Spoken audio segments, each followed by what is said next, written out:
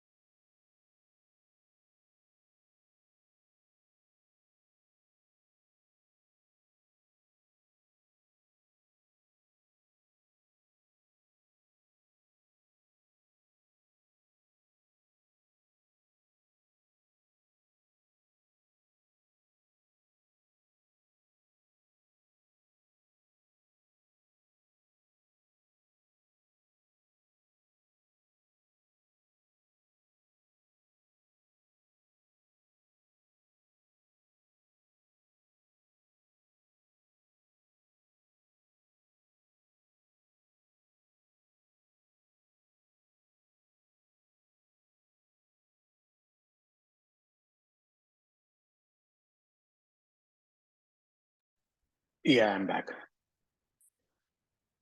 So what were we talking about? Oh, Sri had a question. Can you guys hear me? Yes. Okay, all right.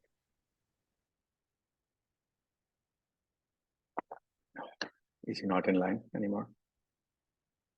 Check the participants. Yeah, he's here. All right. Let me go through. Any other questions, or can I go through the questions that has been posted? What percent of portfolio or cash so you actually trade with? Yeah, I think we talked about the percentage of portfolio. You answered. Yeah. Any books, videos, or courses on chatbot? So I'm gonna I can't remember the name of the book, but I'm gonna post the books that I have. There is one. I think it's called Classic Chart Patterns or something. But I'm gonna post the one. But the best way to learn, you can learn the chart patterns. That's probably the easiest thing to do. But the hardest thing is to figure out that pattern while the market is moving. That is the hardest part. That it itself. So for many years, I always thought strategy and chart patterns are something that I need to learn and I'll be okay. That's not true. The toughest part is to execute the trade. Even if you know something, it is hard to execute the trade as the market is happening, because we watch those candles, every 5 and 10 minutes or 30-minute candles. And that's where it gets really hard to, just like what happened with our firm. You see it's developing a bullish candle, the 5 or 10-minute candle. And in the next 15, 20 minutes, it fails. So all you can do is, give it a try if it works out, or if, chart patterns, learning chart patterns are important, obviously. But execution is the hardest part in trading. Let me go through. Is market confirmed on? Yes, it is. I mean, we are already at a new highs. So yes, we are in a bull run, but we don't know if how long it's gonna move higher. The only way, or the best way to think about this, is to be in the market while things are working. If they turn around, as long as you have your stops, you are good, right? I mean, if you are building cushion for the entire portfolio, you are good. So the best way to do anything is to find the setup, see if it's executing or not, and how many trades are working and how many are not. And then this is something that, I mean, even me, it took me a while to do it, is taking partial profits, okay, and trying to stay in the trade. Whenever I feel uncomfortable about something, this is something I did on Friday, right? When this broke out,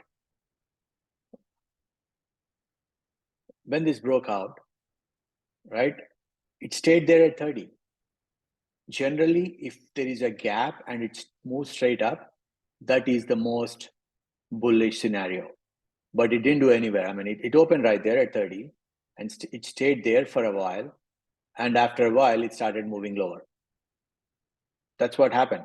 It went lower. Which one is that, KP? Sentinel one, S. Okay. So, I mean, when I saw that, I mean, this was up from our buy price, about 5%, I think. And when it started moving lower, I thought, okay, we can just sell some and see what happens. There are two things that, I mean, there are only two ways or two things that could happen here. It comes, tests this or closes this gap and starts moving higher, or it moves lower again. So there is no point in losing all the profit that we have made. And this was our buy point, or maybe here. So there were this trend line and also the breakout of this level. Nvidia, Microsoft price levels to the high and pull back. Well, they are not pulling back. Both of them, right? They are not pulling back at all. That's why, I mean, as I said, Nvidia, when it broke out of this range, this could go higher. And look at that, it went up, stayed there for 2 days, then it started moving higher. I mean, there is so much demand to this stock.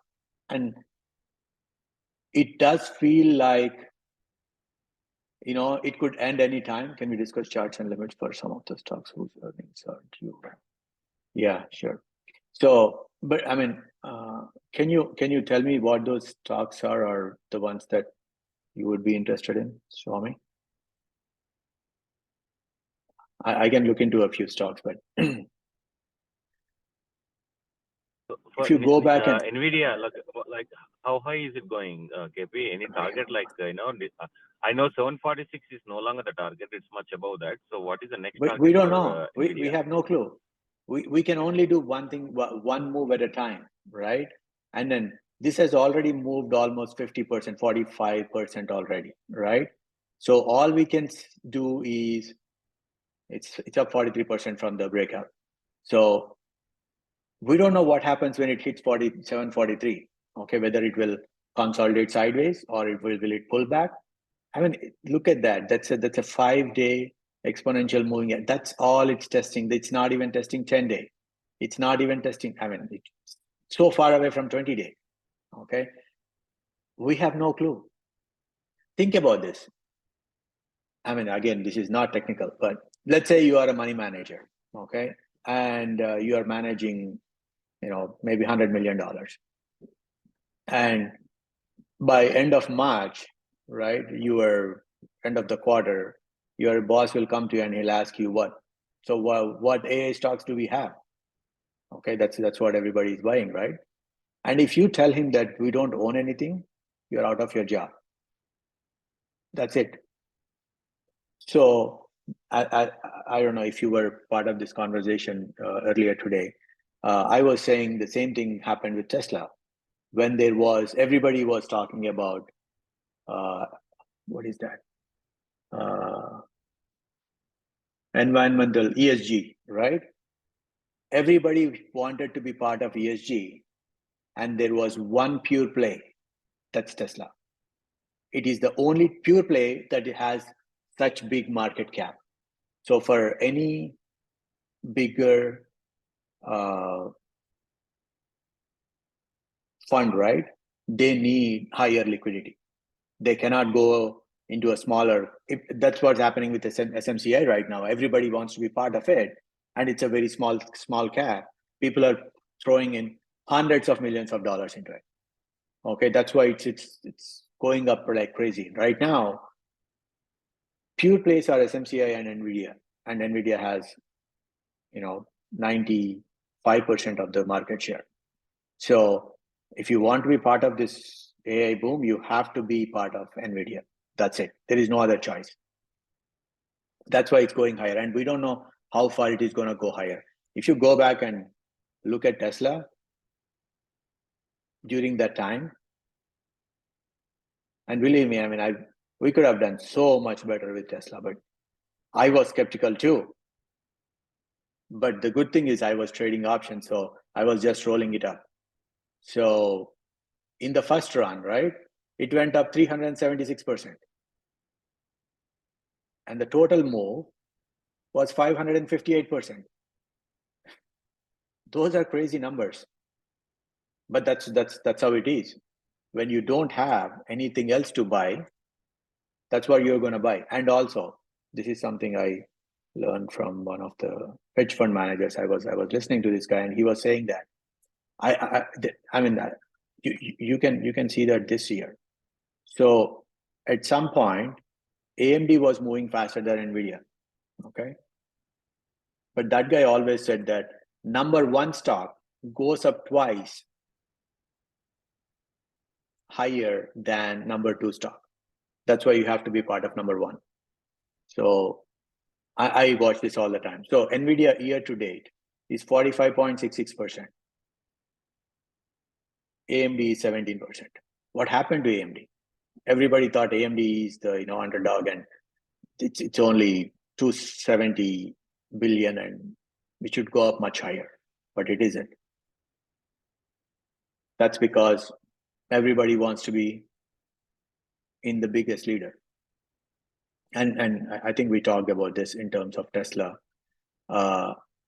In 2024, its expected earnings are up 239%. When you go back and look at Tesla, when it says 200%, there is a good probability that, and I know it feels really weird, but NVIDIA could go to 1500 by the end of this year if they are increasing their earnings this quarter and next quarter. So okay, let's look at. Okay, we have a bunch of tickers. All right, this helps. Does that help?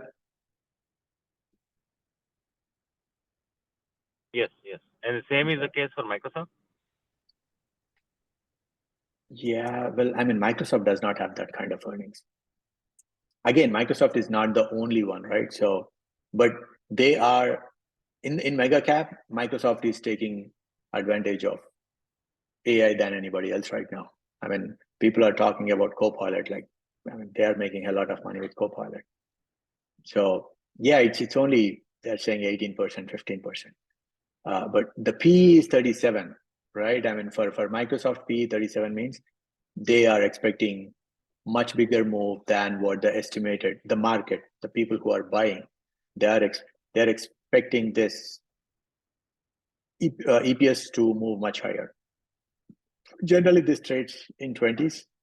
So whenever you see that is in 30s, it means that the anticipation in the stock price is higher than what everybody else is saying.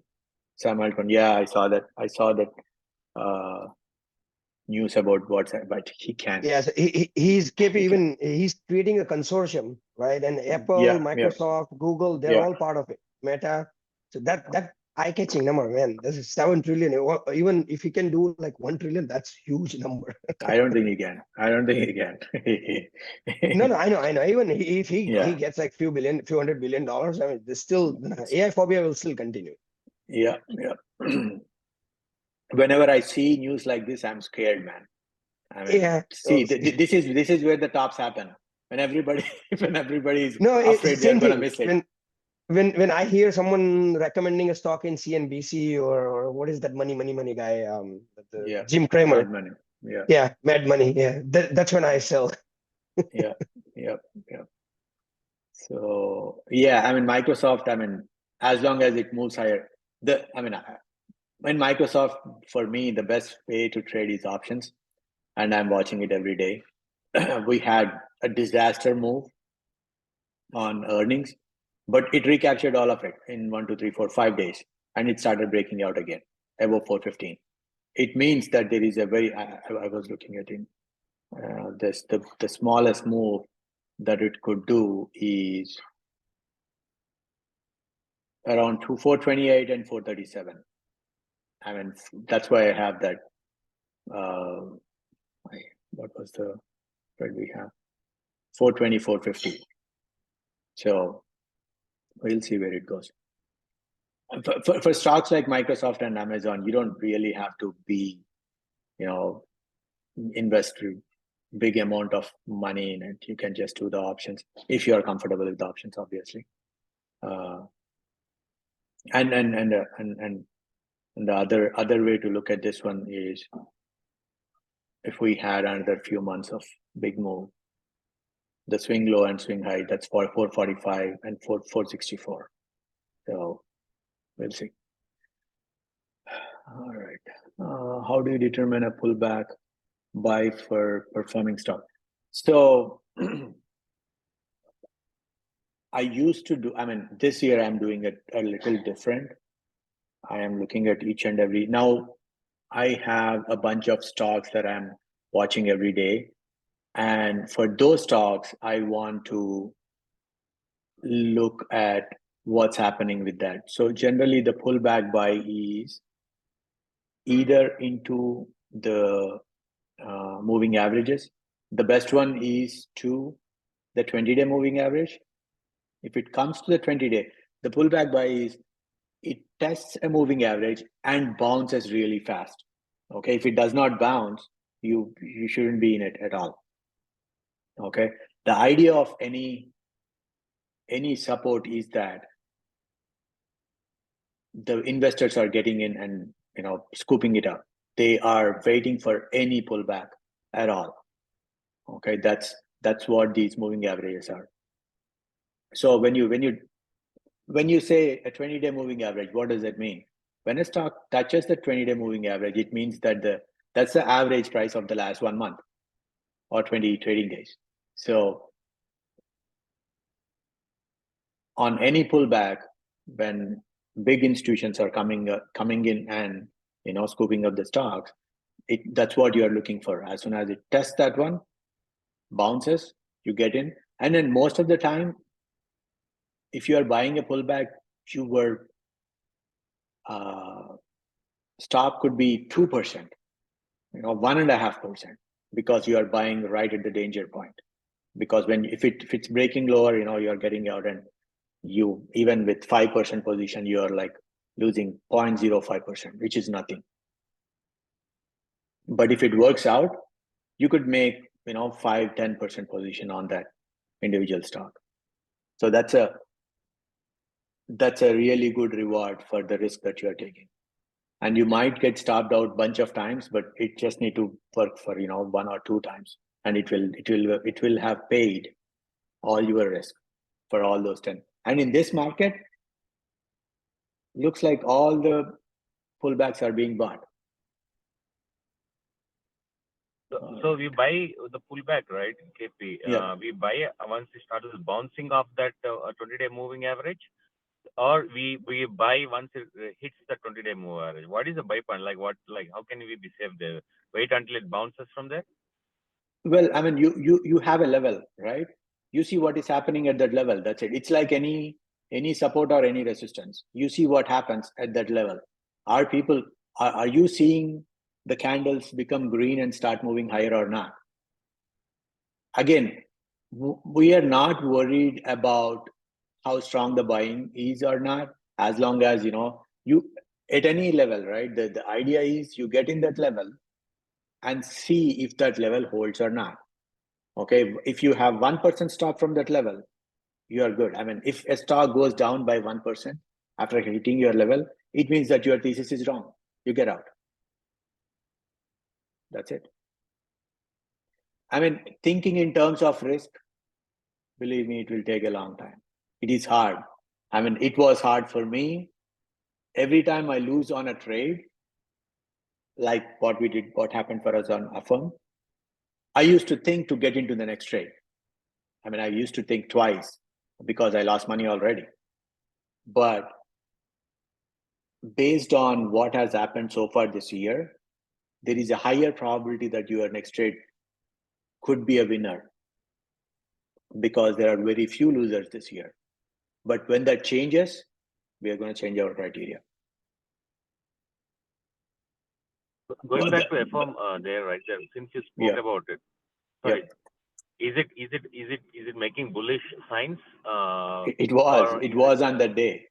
It was on that day. So pre-market, okay, if you look at the pre-market, right? I mean, overnight it went down, and in the pre-market it started moving higher.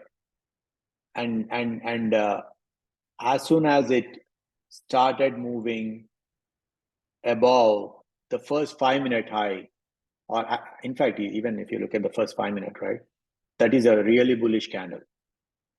Okay, and the next 5 minutes, the best thing that could happen is it would never come back to the lows at all. I mean, not even halfway. So when it comes halfway and not able to bounce to a new high, that's a red flag. So, I mean, most of the stocks with this kind of momentum, either they're buying up big time or they're selling big time. So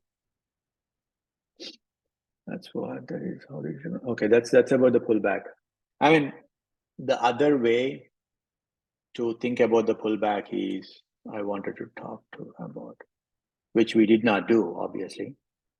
So this one was the one that I wanted to buy on a pullback. One of the reasons I decided not to get into this one anymore is because of the number of shares it trades. It's 370. I know it's a big stock, $500 stock. It trades only 379, and when you open it into let's say 5-minute stock, it doesn't look like there is not a lot of volume. So if I can find a stock that has good volume, that would be ideal. Anyway, let's talk about this. So if you look at right here, right, it came to this trend line, it tested that, it actually broke, and this day it actually broke above the trend line and also our moving average, all the 3 moving averages. So if you get in, let's say, high of this or even at the high of that day, that's a 4% stop. So, which is not a lot. Again, for these stocks, you just need to, you need to track them every day, especially the ones that does not have a lot of volume, because they move. I mean, look at this one. That's a crazy candle. I haven't seen this kind of candle in this stock in I don't know, since I've been trading it. How do pullbacks and reversals? Well, I just talked about pullbacks, reversals. Okay, so if this is your breakout level, right? This one, I mean, as I said, this is a bad setup because this is only something that I improvise as I see more and more stocks, how they behave in this case. So it broke out, we got in, it went down. Okay, I was expecting that if it is a good breakout, it comes back, tests that 438 level, and it bounces back. That happens all the time. I can show you another example. CLS, look at that one. Broke out, came back. I mean, it tested once, tested again. In fact, it could have came back and tested again, and it would move higher, but it didn't even come back. I mean, this is in bull markets, right? The test doesn't even happen anymore, because once you don't buy at the right time, you will not get a chance again. That's how most of the bull markets are. And if you see that, that's what's happening here. In fact, that's what happened with NVIDIA too, right? It broke out. It never even, I mean, we didn't even have any kind of pullback at all. Every day it was going higher. We had one day out of 1, 2, 3, 4. This might be 1, 2, 2 pullbacks maybe. That those are inside days. 1, 2, 3, 4, 5, 6, 7, 8, 9, 10 days. We had 2 inside days. I mean, that's a lot of buying. Oh yeah, I was looking at Rivian on this day. I kind of liked it, but you know, there were too many stocks. But this is a much better setup than Tesla right now. Okay, Tesla actually broke this level. Broke this level. You mean Rivian chart looks good, KP? Yeah, than Tesla. Obviously, all EV charts look horrible, but comparing both of them, Rivian looks better. I mean, it never broke the previous swing low, which happened in the late October and also in the early November. It came all the way down, and there was some news I posted. You know, they have different battery sizes now. So, all right. What else? Reversals are basically, you know, breaking. In fact, this is a reversal too. I mean, it never broke out, but if it breaks out and comes back down and moves below this level, that's a reversal. Well, looks like we're out of questions. Let's look at the charts.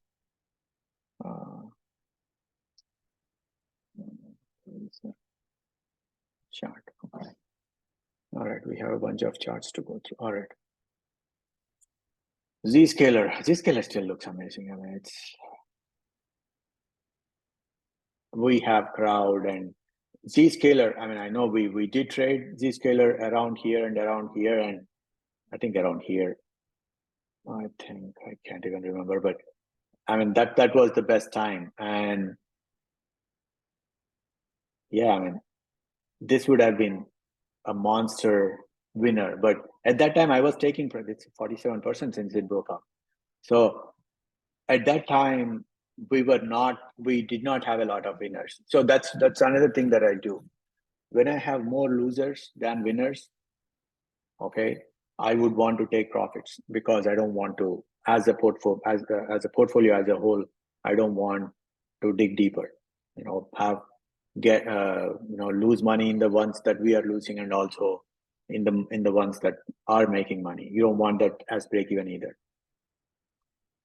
Zscaler, I mean, based on what cyber earnings did, based on what else were net.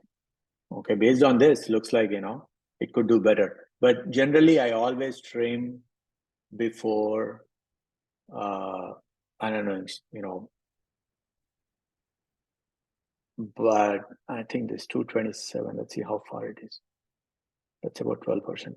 12% stock. I'm not sure. I mean, I wouldn't get into stocks at least with a 12%, but 3, 4, 5%. It depends on how your portfolio is. I would say right now I'm comfortable with 3% going in any stock that I have cushion or where I have made some money.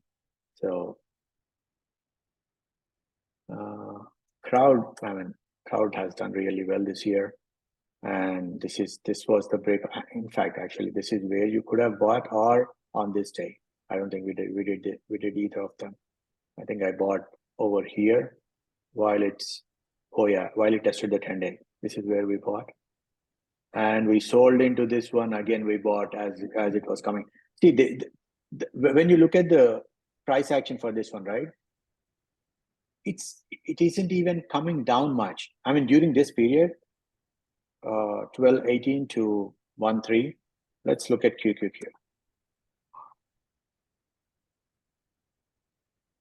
So from here to here, we saw some pullback in the indices and S&P. These are pullbacks, okay?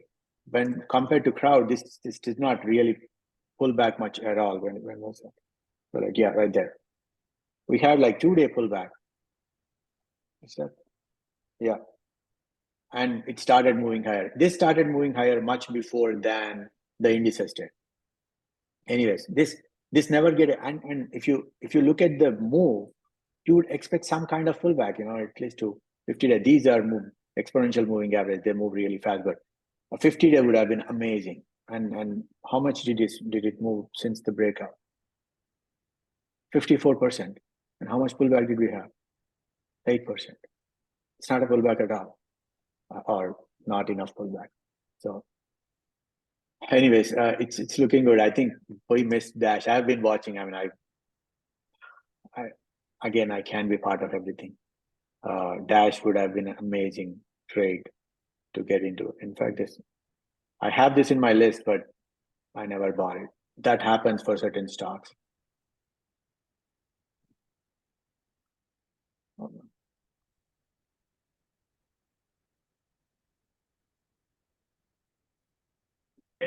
KP, when you get a chance, I'm sorry, I'm driving, so I only can speak and hear and listen you speaking.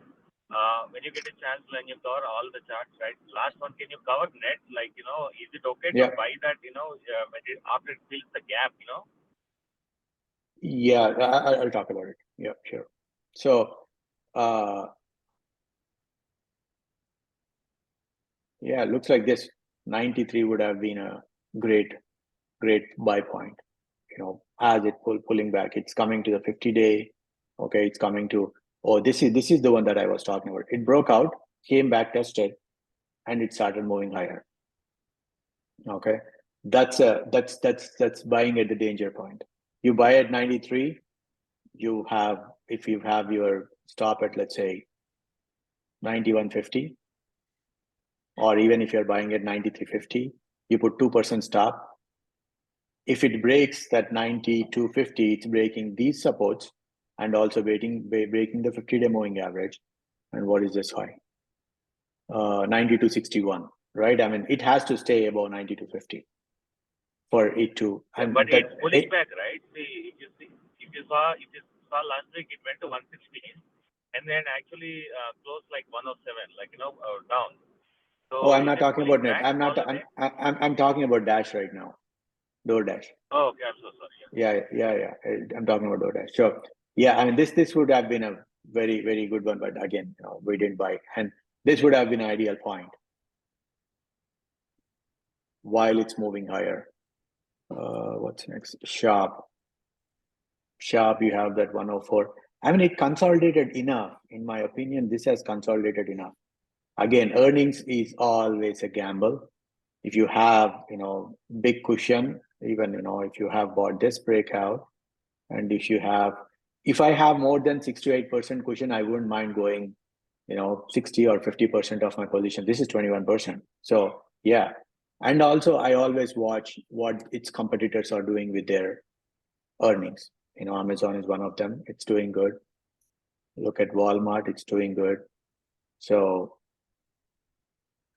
the competitors really give you a good idea of how, in general, the industry is doing.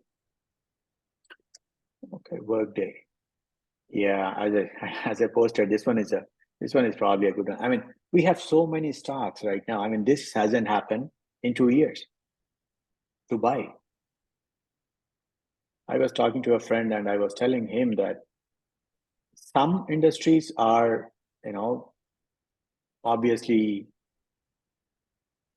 getting bought big time, and they may not be the ones to buy if you haven't traded so far. But when the economy goes or is doing better, the rest of the sectors will start to catch up. So anyway, Workday, again, I was talking about Crocs a few minutes ago. This one looks the same. This might come back a little bit. So 1, 2, 3, 4 or 4 days or 3 days move higher. And that's your channel, right? It might go up one more day, but I would bet it would be much better as these moving averages move higher, right? Like here, okay? It comes back and tests those moving averages. That's probably a much better place to buy if you haven't had it yet, right? But right now, I mean, I'm not liking these kind of straight up moves and going or buying them. It's 7% still. I mean, you might get it at a smaller risk if you wait, or you could probably add 2% here and let it move lower. Or if it comes back and test this one, let's put a alert right there and see if it comes back and test this after moving up 1 or 2 days. And these things happen all the time. And this is not one of the reasons it's not ideal is because the base is really small. It's really small. I mean, this base is much bigger than that. So this would have been this would have been ideal day.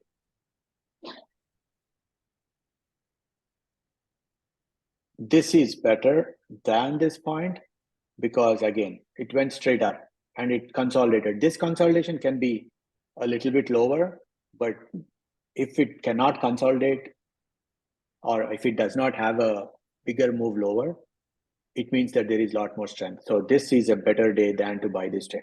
I mean, again, this has a little bit bigger base than this one. So I'm a little skeptical here, but when is the 226? Yeah, you have plenty of time for the earnings here. Okay, DDOG. Man, this goes all over the place. And we traded this so many times this year, but it's crazy. I mean, everything else in this industry is not this volatile. It goes straight up, it comes back really. I mean, this does not work with our kind of risk parameters. The best thing you can do is, while it pulls back to a 20-day or, on this day, or if you think it's going lower on the next day, that's the only thing you can do. And I think we bought it on this day and we sold the next day because I always compare what it is doing compared to its peers. Okay, on this day, everything was going higher. This wasn't. So that's about DDOG. Okay, we have some more. Apple. Keep it this round. All right. Just in review, Melly. Yeah. I sorry. Yeah. So Apple. Well, Apple is a laggard. We know that, but that doesn't mean it's not going to move higher, because if the economy moves higher, it will.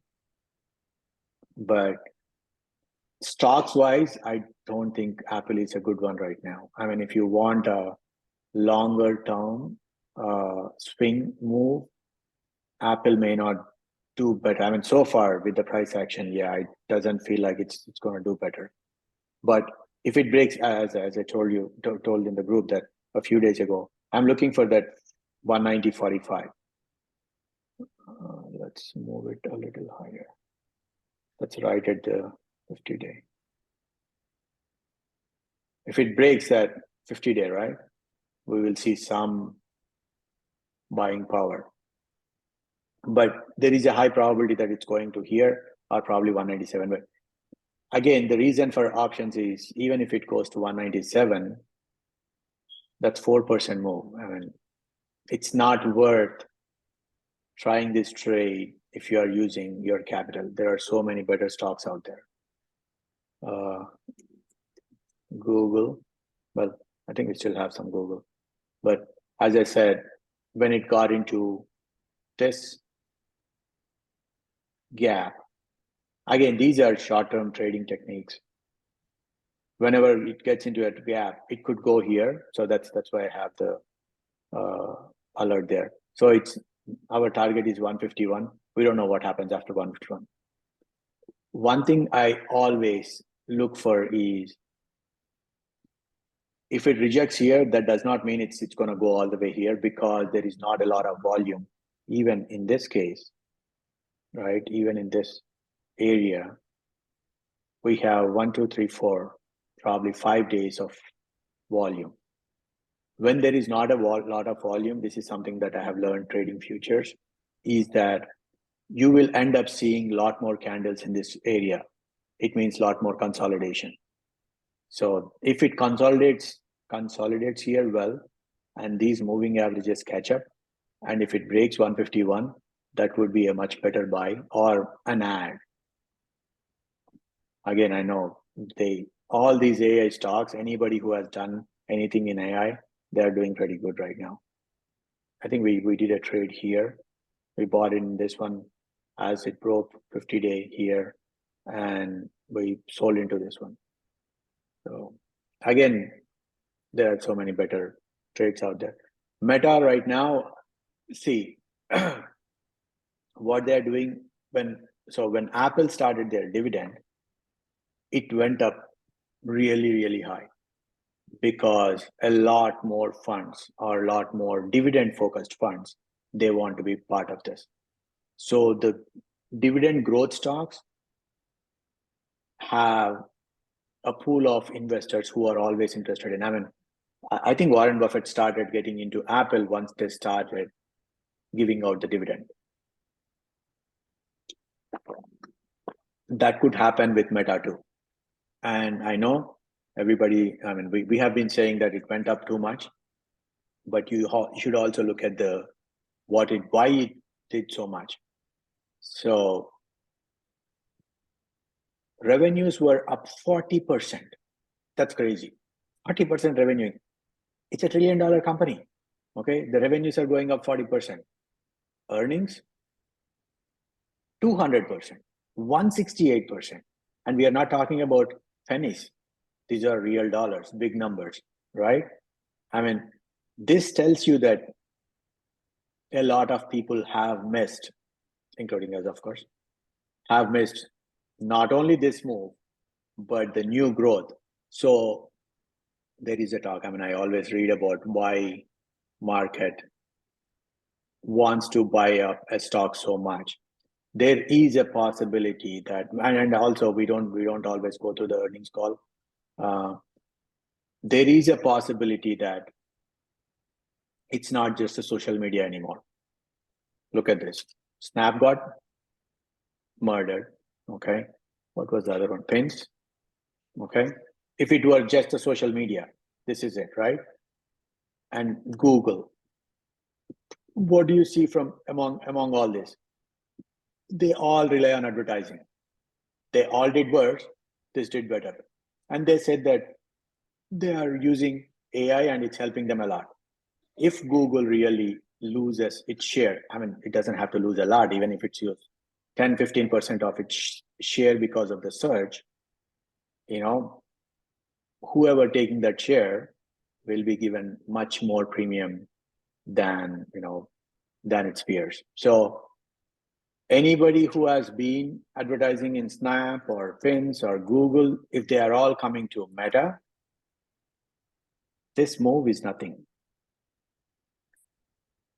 And generally, it would be good for us if you look at this one before the earnings, it always tested. Actually, here it tested the 50-day, but in rare cases it tested the 20-day.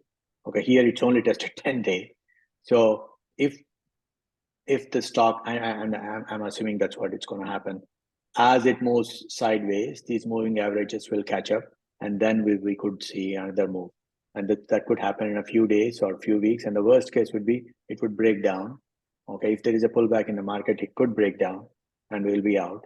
We'll probably, get it back in when things starts to work better. So that's what I'm thinking about Meta. But this one, Meta and where is that explosive? Okay, Meta and what else? PLTR. Yeah. Okay, these are the ones that I want to be part of. If you look at the volume for Palantir, it had 1.2. If you look over here, when I'm hovering here, 1.2 billion shares. Okay, that's more than its IPO. Hold on, is that the IPO? Hold on. Let me go. No, it's more than anything before. Okay, that tells you that a lot of people are buying this big time, and this is still in the base, right? I mean, this is your larger base. So this one is important. I'm gonna keep an eye on it. Which one were we talking about? Meta, right? So that's all about Meta. But I have a bunch of targets here, and I always do this whenever I can't see anything near term. This is something. So 516, 564, 616, 675, bunch of targets. So I mean, this could happen in a year, but that could still be a really big move, probably another 40%, 42%. So yeah. Yeah, this one I have this on my radar, but I did. I saw it break the downtrend. See, another. I mean, these are all the price actions that you will understand, or I mean, you might see certain things that I may never see, and this is how trading is amazing. You can develop an edge based on what you see. Whenever I see a green, a red, I mean, if it goes up and have a red candle, and if it breaks that red candle and starts moving higher, okay, that's a really, really, really bullish move. Okay, I mean, here it did the same, but it came back down. Obviously, it negated this whole green candle. So in this case, if you would have bought somewhere here, and if it negates this one, it means that you will get out. All the bullishness in this candle, these are the really, really, really short-term strategies. It means something is wrong. Okay, you get out and wait for it to form a base. So that's what it's happening here, right? You had a big green candle, came down, went up, came down. Now I mean, it's forming a base. Now it went down, and if it can, I know I used to draw this, I don't do that anymore. If it can move sideways a little bit, and if it breaks out of this place, this is where this is the ideal buy point. This is what I'm looking for. Okay, now we have a base. We had, I don't know what happened here, but we had another pullback after this, and it did not break this level. So if it pulls back a little and it starts to break out, that would be really good. And then by that time, we will have, how many, I don't know how many days that is.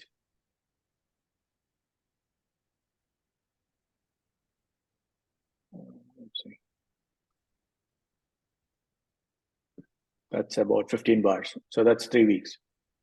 So if that happens, I think that should be good enough to get in this one. All right, Amazon. Hold on, guys. Give me 1 second.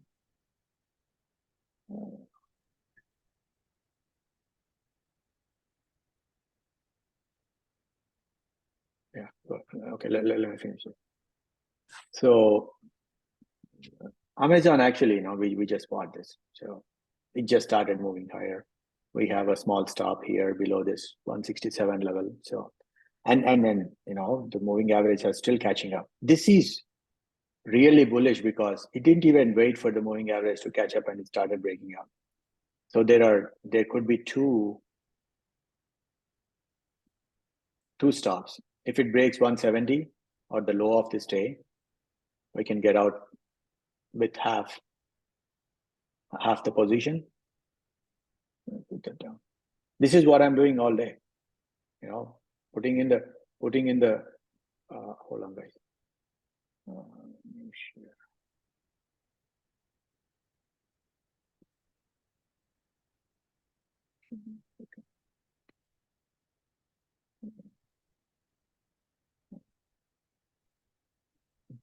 Can you guys see the thinkorswim? Hello?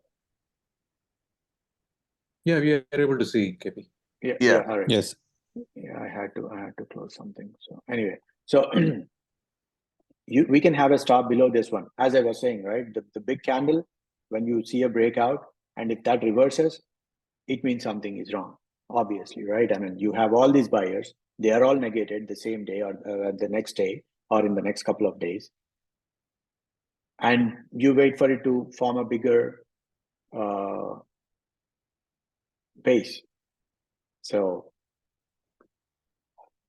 I'm watching, and if let's say if it opens higher on Monday, the worst case scenario, I'm talking about the worst case scenario just on Monday. If it opens higher and closes or even tests below this level, that will be a bearish engulfing. Okay, it's engulfing the body of the entire green candle. That would be the worst case scenario.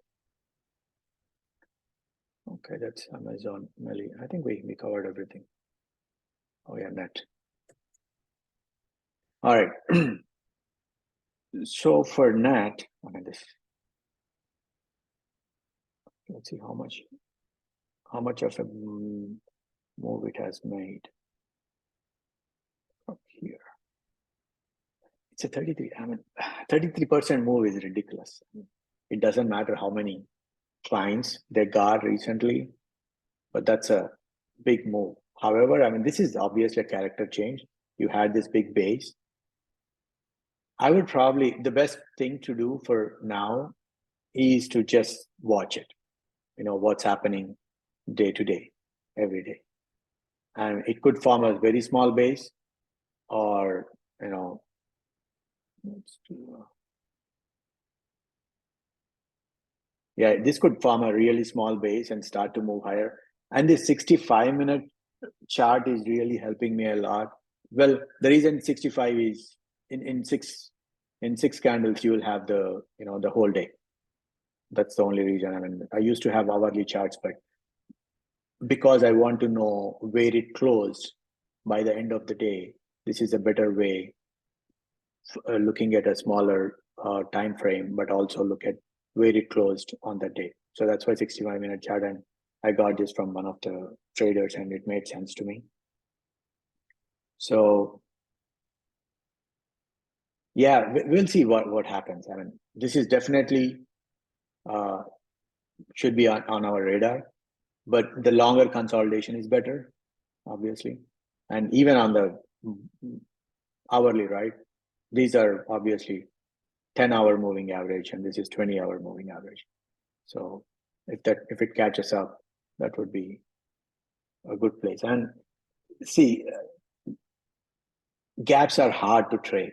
I mean, especially in the early stages, but longer the base, the better it is. However, look at certain stocks, right?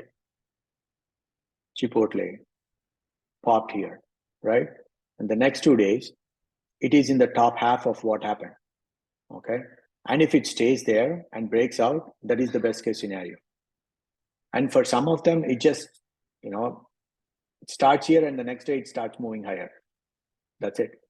That happens when there is a lot of demand for the stock.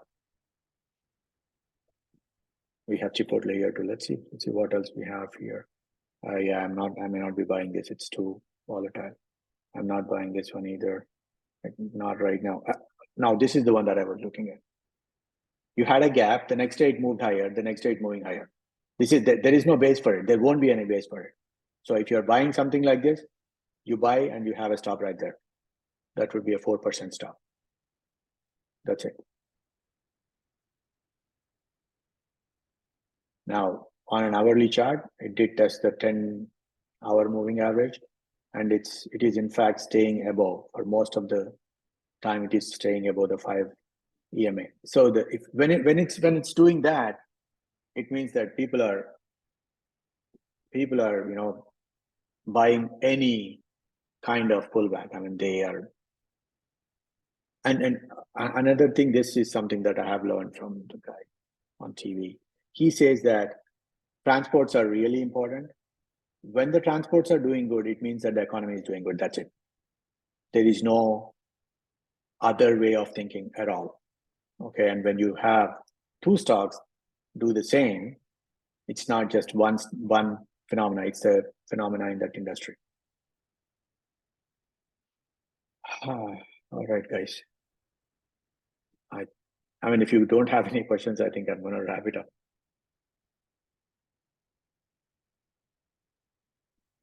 Much thanks, KP. Yep. All right. Thank you, KP. Yep. All right, guys. Thanks for joining. I'm gonna share the recording. I know I forgot to